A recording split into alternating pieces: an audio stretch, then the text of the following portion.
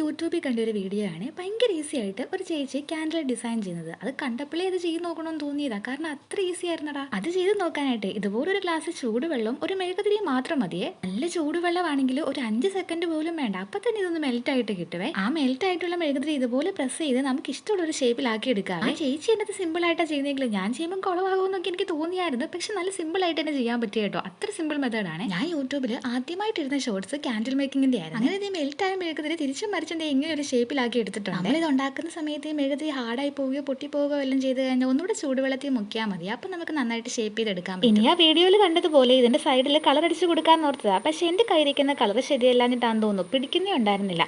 പിന്നെ ഞാൻ എൻ്റെ കയ്യിരിക്കുന്ന പഴയ ഒരു ഐശാല പാലറ്റിൽ നിന്ന് ഇതുപോലെ ഒരു റോസ് കളർ അടിച്ചു കൊടുക്കുമായിരുന്നേ. എനിക്ക് ഇതുപോലെ നല്ല മണമുള്ള ക്യാൻഡിൽസ് ഒക്കെ ഭയങ്കര ഇഷ്ടമാണ്. അതുപോലെ തന്നെ ചെറിയ മാലക കുഞ്ഞുങ്ങളെയും ഇവരോടൊക്കെയുള്ള ഇഷ്ടം എനിക്ക് വരാൻ കാരണം എൻ്റെ മമ്മിയുടെ സിബ്ലിങ്സ് ആണ് കേട്ടോ.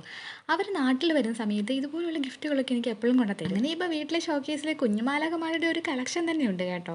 അപ്പോൾ അങ്ങനെ കടൽ കടന്ന് വന്ന ഒരു കുഞ്ഞുമാലകയുടെ അടുത്തോട്ട് ഈ ഒരു ക്യാൻഡിലിനെ നമുക്ക് കത്തിച്ചു കൊടുക്കാവേ. അങ്ങനെ ഇന്നത്തെ സന്ധ്യാപ്രാർത്ഥനയ്ക്ക് കത്തി തീരാനായിട്ടുള്ള ആ മെഴുകുതിരിയൊക്കെ ഇവിടെ റെഡി ആയിട്ടുണ്ട്.